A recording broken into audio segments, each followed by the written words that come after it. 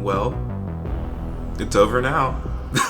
Hey guys, what's up? It's imuRgency and welcome back to my channel. Today we are back with another video, and today we're going to be talking about Stranger Things Season 4 Volume 2. And honestly, wow, because so much went down in these two episodes, and we have a lot to talk about. We're going to break it down, we're going to give some thoughts, some opinions, and probably some predictions for Season 5, because Season 5 is confirmed to be coming out within the next 2 years. Also, before we get into anything, make sure to leave your comments down below about what you thought about Season 4 Volume 2, because I want to know. And of course, as always, make sure to leave a like on this video because it helps out the channel so much. And I'll give you some time to like the video while I sip my tea to some dramatic Stranger Things music.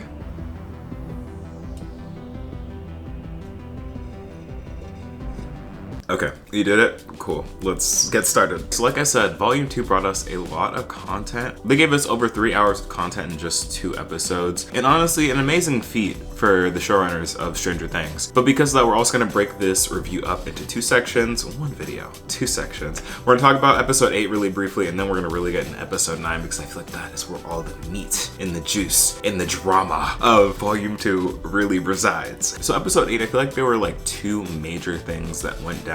To be honest, Episode 8 was not my favorite. I definitely preferred 9 over 8 just because there's just more going on. So the first thing, and honestly one of the more emotionally charged scenes, had to have been that scene with Will and Mike and Jonathan in Argyle's van. You know the scene I'm talking about? The one where Will finally shows Mike his painting, what he's been working on. And in my mind, I was gagged because I thought it was fully going to be like a self-portrait of Mike. A portrait of Mike. But it was actually something better and more couth. But that scene where Will is trying to comfort Mike and is describing Eleven's relationship with Mike through how Will wants to be seen by Mike. Oh my god, like if we have not had confirmation yet that Will is a little, I don't know what else will do it, because it's so clear to everyone except for Mike that Will really does have love for Mike. I wish that they'd explicitly say it and not kind of skirt around it, but that scene just really hurt because you see Will turn and start sobbing because he just bore so lot for Mike, and Mike is clueless. Honestly, it's kind of fated to fail from the start because Mike, I feel is never going to reciprocate that. So it's kind of a sad situation for Will, but it's nice that we're getting more and more confirmation that he is not straight. Also, Jonathan, more so in the final episode, but still in this episode, definitely gets the Brother of the Year award because the way that he's just in tune with his brother. Mike did not pick up what Will was really laying down, but Jonathan did from the front seat, and he was just oh, something's not right here. Something's not right. I need to talk to my brother. And he dies in the finale. But we'll get there. But aside from that scene, most of this episode kind of focused on Elle and her training arc. They had some scenes with the Hopper crew, but I feel the majority of the episode was focused on Eleven. And Eleven officially has her powers back, and I'm really not sure if that meant that she's stronger than she was before, or if she's just where she was at before she lost her powers. Because she doesn't really get time to train to the capacity that Papa, Mr. Man, I forget his name, but that Papa wants her to train to. And honestly, Papa, you got what was coming to you. You really did get what was coming to you, because the second that he was you can't leave, I was oh, because I really thought, maybe this is just naive on me, I really thought that he maybe turned over a new leaf and was really just genuinely trying to look out for the best for Eleven, but still to the end it seems like he was really just looking out for his own self-interest and disguising that as a care for Eleven. So once we got to the scene where all the military people broke into the Nina base, I was so happy because I knew that the end times were coming for Papa. Although I will say he is a resilient old man, because how do you get thrown telepathically onto a metal structure with great force, right? And then just still be fine. At your big age, how are you able to walk that off? And like I said, those are the 2 major things that at least I feel went down in Episode 8. Episode 9, let's talk about that for a second. Episode 9 was a feature film. It was a feature film. 2 hours and 22 minutes. Are you for real? That's longer than some Marvel movies. Again, Stranger Things, I respect you for that because that was ambitious, and I feel y'all kind of pulled it off. There was just a lot going on in Episode 9 with a lot of people in a lot of different places doing a lot of different things. And honestly, it got to a point where it was kind of confusing, where it was kind of overwhelming. Actually, let me know if that was just me, because that also could have just been a me thing. I was just really oh my god, what is going on here? But don't worry, I eventually caught on. Like somehow all the parties, like the Hawkins group, the Upside Down group, the Russia group, and the California group managed to work together to take down Vecna, or at least what they thought was taking down Vecna. One of my favorite parts about this episode was the fact that the Cali boys were finally put to use. Like they finally had a purpose this season. Because I feel like they went through the entirety of season 4 being the least interesting plot point and just doing the absolute least. Like they really needed 11 to like be relevant to like the story as a whole. And even then, once they got 11, it wasn't about them, it was about 11. And while I'm on that note, Argyle. Now that the season's over, I could probably have my thoughts and opinions. I thought I would like Argyle more than I actually did. I kind of just feel like he's just there for like comedic relief, which is fine because there are also other characters that are there for comedic relief. But I feel like with other characters, they serve more of a purpose. Like Argyle really is just there to like have like stoner jokes and then just drive people around. And a lot of the times, most of the scenes where like Argyle is like the focus, like when they're at like the pizza joint and like the two, like Argyle and his tether are talking to each other, I was like, oh, I could see how this is funny, but like, let's get to the good stuff, you know? And I'm just really hoping if Argyle stays on for season 5, that he gets more of a impactful role, because there were definitely other characters that were introduced this season that had more of an impact in their 1 season runtime than Argyle is in his possible 2 season. And by said person, I basically mean Eddie. Cue the music! Let's have a brief moment in remembrance of Eddie Munson. He was a great character through and through. He lasted 9 episodes in the Stranger Things universe, and honestly, he was a highlight of the season.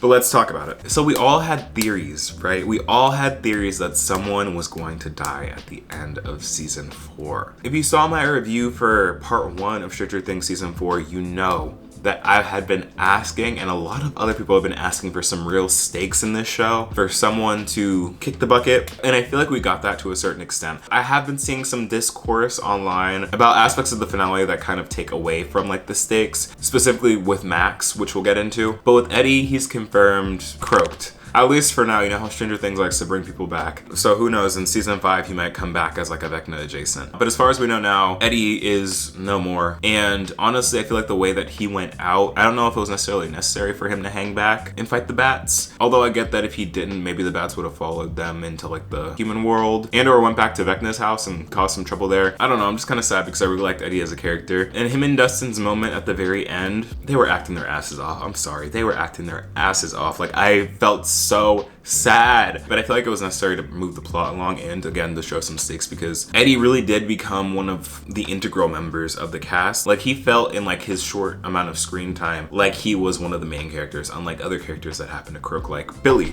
who was more of an antagonist role. And speaking of people who acted their asses down, Lucas this episode, oh my god, he finally got his moment. Like I had been waiting for his moment all season. Like at the beginning of the season, I was kind of nervous because he was sort of more of like a background character, and he had his moment where he was like trying to fit in and be popular and stuff, which I didn't really care for. But this episode, when he's fighting down physically, metaphorically for Max, and when he's fighting that, I forget his name, that one white boy that plays sports, the captain.